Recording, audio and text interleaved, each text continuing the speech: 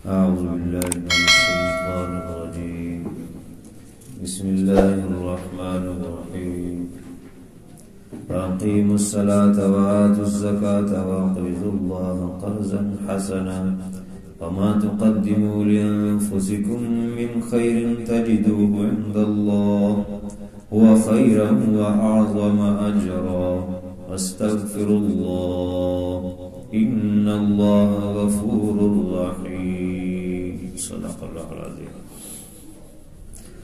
سورت کے ابتدا میں یا ایھا المزمل قم اللیل الا قلیلا نصفہ وانقص منہ قلیلا. رات آدھی رات میں قیام کریں، ایک تہائی یا دو تہائی رات اللہ کے سامنے کھڑے ہوں، گڑ گڑائیں، نماز تہجد اس کو ادا کریں. نماز تہجد ابتدا میں فرض تھی. یہ سورت المزمل یہ بالکل ابتدائی جو اعلان نبوت کے بعد ابتدائی وحی کا نزول ہوئی ان میں سے ہے. تیسرے نمبر پر اس کا نزول ہوا، اس کے پہلے رکوع کا. اور ام عائشہ رضی اللہ تعالی عنہ فرماتی ہیں کہ 1 سال کے بعد اس کی یہ آخری جو رکوع ہے اس کا نزول ہوا. 19 آیتیں پہلے نازل ہوئی اور 1 سال کے بعد 20ویں آیت جو لمبی ہے وہ اس کا نزول ہوا. تو پہلی جو پہلا رکوع ہے اس میں یہ فرمایا کہ تہجد کی نماز فرض ہے. حضور علیہ السلام صحابہ کرام اس کو ادا کرتے تھے. اور آخری رکوع میں جو ہے اس نماز تہجد نماز کی فرضیت ختم ہو گئی اور فرمایا کہ اللہ تعالیٰ جانتا ہے، ان ربک یعلم، تیرا رب بے شک جانتا ہے کہ اب تم میں وہ حالات نہیں رہے اور حالات جو طاقت تھی اور جو حالات تھے اور جو مشکلات تھی وہ ختم ہو گئی، تربیت کافی حد تک ہو گئی ہے، لہذا اب تہجد کی نماز کی فرضیت باقی نہیں رہی. البتہ جو نمازیں عام نمازیں تھیں ان کو بڑھا کر پھر آخر میں جو ہے 5 نمازیں فرض ہو گئی، کیونکہ ابتدائی طور پر جو ہے 3 نمازیں فرض تھیں. اس میں ایک تہجد کی نماز تھی اور قبل طلوع شمسی سورج طلوع ہونے سے پہلے ایک فجر کی، وبعدہا اور اس کے بعد یعنی عصر کی نماز. تو یہ 3 نمازیں فرض تھی. لیکن معراج میں اللہ تعالیٰ نے یہ جو تہجد کی نماز ہے اس کی تو فرضیت پہلے ختم ہو چکی تھی اور معراج میں پھر 5 نمازیں فرض کر دی. اس لیے یہاں اب نماز کی تاکید کا حکم دیا جا رہا ہے کہ وَأَقِیمُوا الصَّلَاةَ، نماز کو قائم کرو، یعنی نماز کی جو شرائط ہیں ان کے ساتھ اس کو ادا کرو. یہ نہیں کہا کہ نماز پڑھو، اقرأوا الصلاۃ یہ نہیں کہا، نماز پڑھنے کا نہیں کہا، نماز قائم کرنے کا کہا. پڑھنا یہ ہے کہ انسان بیٹھ کے جو ہے یا کھڑا ہو کے جو ہے وہ پڑھتا رہے لفظ اور خیالات کہیں مرضی ہو، نہیں. قائم کرنے کا مطلب یہ ہے کہ اس کی ایک ایک چیز کی رعایت رکھو، اس کے جو فرائض ہیں، اس کے واجبات ہیں، سنن اور مستحبات ہیں، ان میں الفاظ میں کیا کہا جا رہا ہے. تم اللہ کے سامنے کھڑے ہو اللہ کے دربار میں تو تم اللہ سے کیا باتیں کر رہے ہو. جیسے ایک غلام جو ہے وہ بھاگ جاتا ہے اور پھر خود ہی اس کے دل میں آتا ہے کہ میں اپنے مالک کو جا کے راضی کروں اور مالک کے سامنے جا کر دستبس کھڑا ہو جاتا ہے کہ میں معافی چاہتا ہوں، مجھ سے غلطی ہو گئی. تو مالک اس سے خوش ہو جاتا ہے کہ جو بھاگا تھا یہ خود ہی آ گیا. تو اللہ تعالیٰ کے سامنے انسان آ کر اپنے گناہوں کی معافی چاہتا ہے، اللہ کے دربار میں آ کے کھڑا ہو جاتا ہے کہ مجھ سے جو کوتاہیاں ہوں گی میں معافی چاہتا ہوں. تو اس لیے نماز کی بہت اہمیت دی گئی ہے. رات کی نماز جو تہجد فرض تو نہ رہی لیکن اس کی فضیلت بہت زیادہ ہے. حضور علیہ السلام نے فرمایا رکعتان فی جوف اللیل خیر من الدنیا وما فیہا، رات کے حصے میں 2 رکعتیں ادا کرنا دنیا اور دنیا میں جو کچھ ہے وہ سب سے بہتر ہے. تو اس کی بہت فضیلت ہے.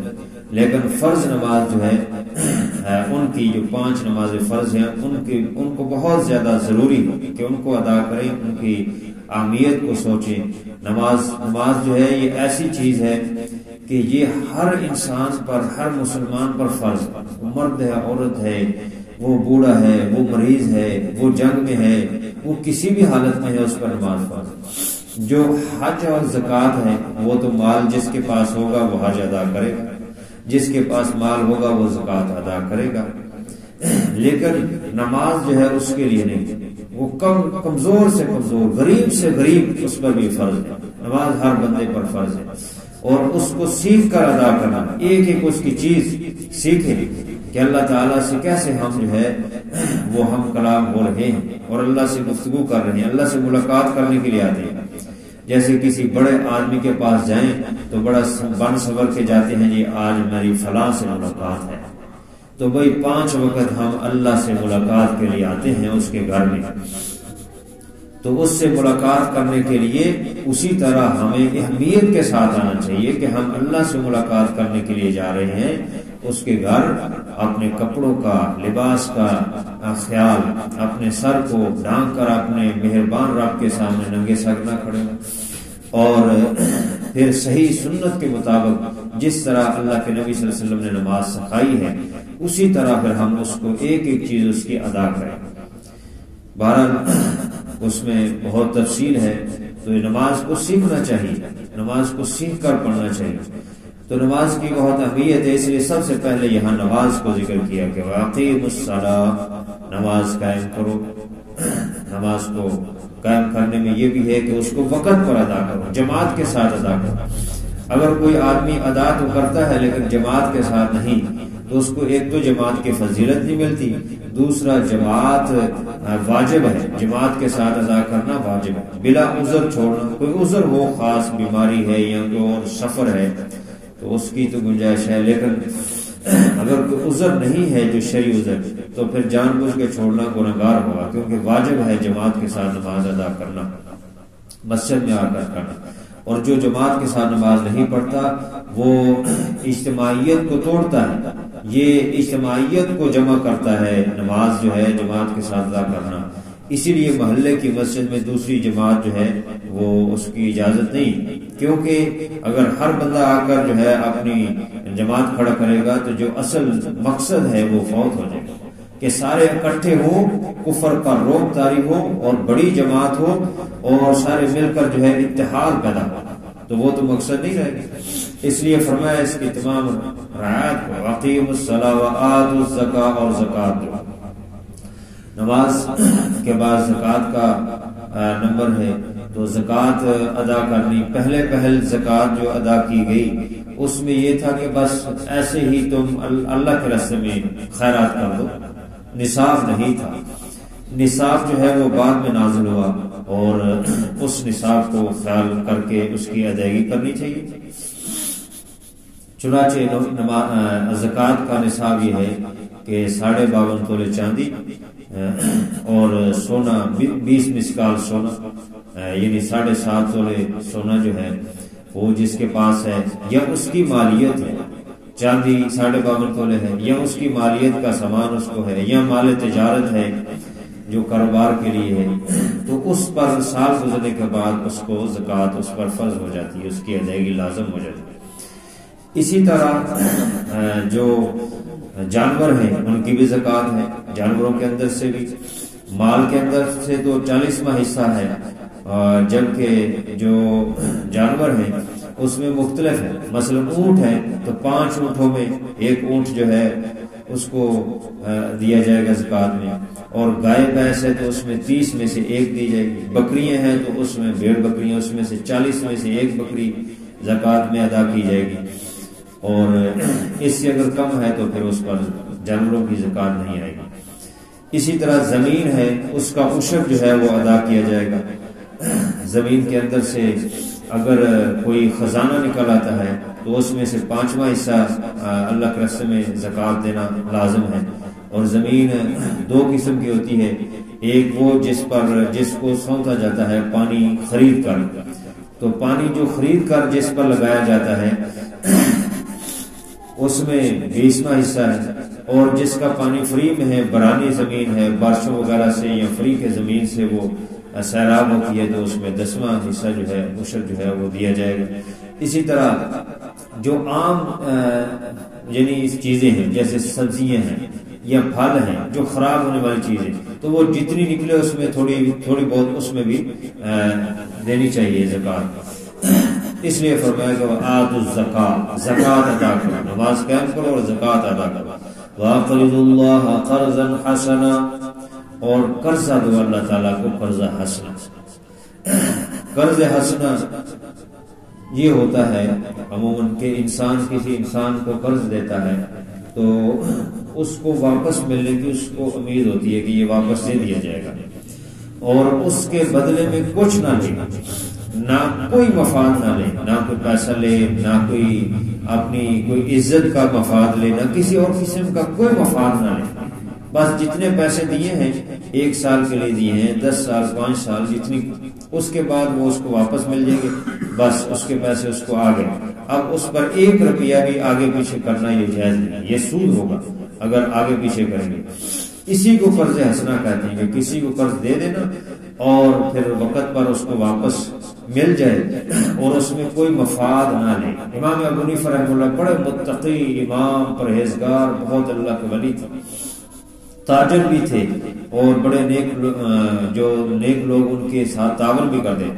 طلباء جو دین پڑھنے والے ہیں ان کی خدمت کرتے تھے کہ کسی کو پتہ بھی نہیں چلتا تھا، ان کے ساتھ تعاون کر دیتے تھے، اور بہت اللہ کے راستے میں۔ تو جس کو قرض دیا ہوتا تھا اس کی دیوار کے سائے میں بھی نہیں بیٹھتے کہ کہیں یہ مفاد میں نہ آ جائے اور یہ سود نہ بن جائے، اتنا پرہیز کرتے تھے۔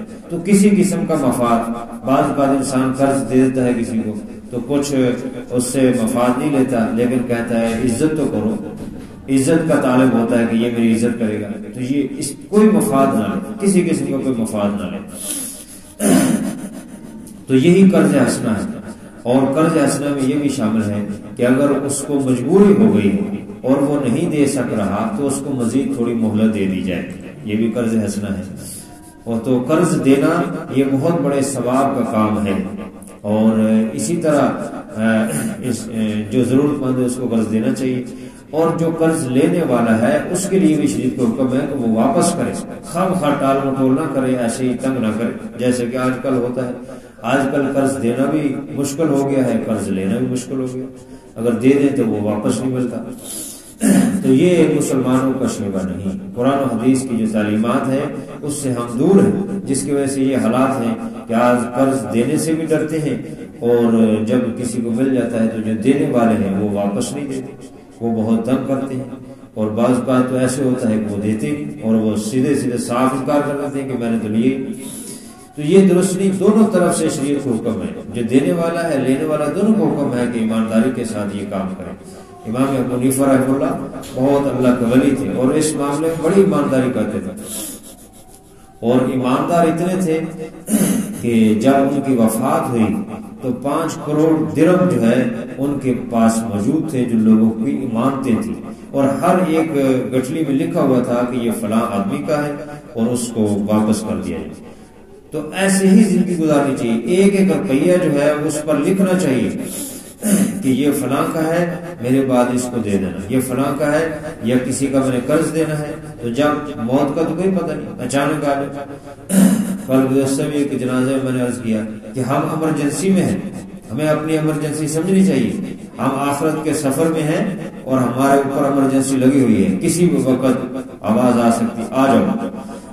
تو اس ایمرجنسی سے پہلے ہمیں تیاری کرنی ہوگی کہ ایک ایک روپیہ جو ہے اس کا حساب، اور ایک ایک چیز جو ہے اس کا حساب کہ یہ کس کا دینا ہے اور کس کا ہے، تاکہ مرنے کے بعد کسی کو پریشانی نہ ہو، جہاں جو پڑا ہے اس پہ لکھ کے رکھا ہوا ہے کہ یہ فلاں کا ہے، اس کو دے تو کوئی مشکل نہیں ہوگی اور آخر سیدھی ہو جائے گی۔ تو بہرحال یہاں فرمایا کہ وَاقْرِضُوا اللَّهَ قَرْضًا حَسَنًا، اور اللہ کو قرض حسنا دو۔ اللہ کو قرض حسنا یہ دینا ہے کہ تم اللہ کے راستے میں خرچ کرو تو اللہ تعالیٰ اس کو کم از کم 10 گنا بڑھا کر دے گا، اور اس سے زیادہ بھی 18 گنا اور 70 گنا اور 700 گنا، جتنا افلاس ہوگا اور خرچ کرنے میں اتنا جو ہے اس کا اجر بڑھ جائے گا، کیونکہ اللہ تعالیٰ دوسری جگہ فرماتے ہیں وَاقْرِضُوا اللَّهَ قَرْضًا حَسَنًا فَيُضَاعِفَهُ أَضْعَافًا كَثِيرًا، بس اللہ تعالیٰ اس کو بڑھا دے گا، بہت زیادہ بڑھا دینا۔ تو جب اللہ کو قرض حسنا دو تو اس میں کسی بھی قسم کا، اگر دینی کسی مدار میں، مسجد میں، مدرسے میں، یا کسی عالم یا کسی طالب یا کسی اور کمزور غریب یتیم بیوہ بے سہارا بے آسرا ان کی تعاون کیا ہے تو کسی قسم کی مفاد نہ لے. یہی اللہ کے راستے میں قرض حسنہ دینا ہے. وما تقدموا لانفسکم من خیر تجدوه عند اللہ، اور جو کچھ تم آگے بھیجو گے وہ اپنے نفسوں کے لیے بھیجو گے وہ تمہاری جانوں کو فائدہ ہے. من خیر تجدوه عند اللہ، بہت بہتر ہے جو اللہ کے ہاں تم پاؤ گے، اس کا بدلہ جو اللہ کے ہاں پاؤ گے وہ بہت بہتر ہے. لہذا اللہ کے رستوں میں جتنا خرچ کر سکیں گے وہ اپنا ہے، اور جو خرچ نہیں کیا وہ اپنا نہیں. وہ تو مرنے کے بعد وارث کھڑے ہو جائیں گے میرا اتنا میرا اتنا. تو جو استعمال کر لیا، کھا لیا، پہن لیا، خرچ کر لیا، اللہ کے راستے میں دے دیا، وہی اس کا ہے، باقی اس کا نہیں ہے. وہ خیرا واعظم اجرا، وہ بہت بہتر ہے اور اجر کے اعتبار سے بہت بڑا ہے اللہ کے ہاں.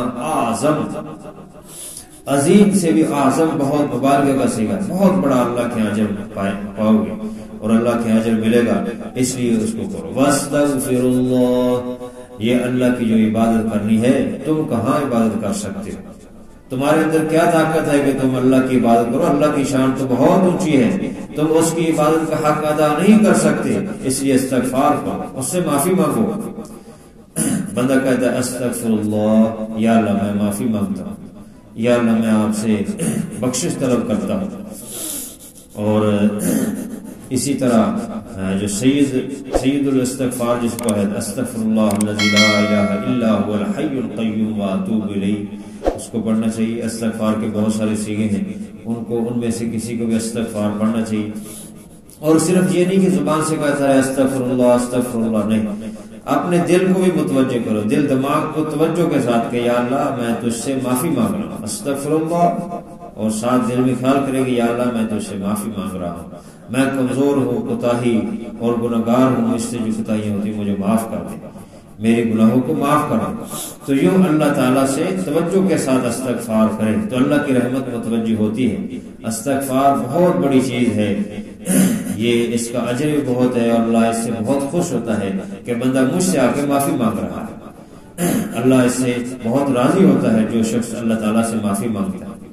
تنہائی میں، انفرادی، اجتماعی، جس طرح ہو سکے خوب اللہ سے استغفار کرنا چاہیے. خود نبی پاک صلی اللہ علیہ وسلم جبکہ ان کو ضرورت نہیں تھی لیکن پھر بھی وہ ایک مجلس میں 100 دفعہ 70 دفعہ اللہ سے استغفار مانگتے تھے. تو استغفار خوب اللہ سے بخشش مانگنی چاہیے. اور جب عبادت کر کے ہٹتے ہیں تو پھر بھی استغفار کرنا چاہیے کہ یا اللہ یہ تیری عبادت کا حق ادا نہیں کر سکتے. ان اللہ غفور رحیم، جب تم اللہ سے معافی مانگو گے تو بے شک اللہ تعالیٰ بخشنے والا مہربان ہے، وہ بخش دے گا، مہربانی کرے گا. اللہ تعالیٰ عمل کی توفیق. الحمدللہ رب العالمین والعاقبۃ للمتقین والصلاة والسلام علی سید الرسل وخاتم الانبیاء والمرسلین. ربنا آتنا فی الدنیا حسنۃ وفی الآخرۃ حسنۃ وقنا عذاب النار. اللہم اشف مرضانا ومرضی المسلمین. یا اللہ اپنی رحمت سے ہماری حاضری کو قبول فرما، جو کمی رہ گئی اپنے فضل سے معاف فرما، بیماروں کو شفا عطا فرما، قرآن و حدیث کی صحیح سمجھ عطا فرما، کہ عمل کی توفیق عطا فرما، خاتمہ بالخیر فرما. وصلی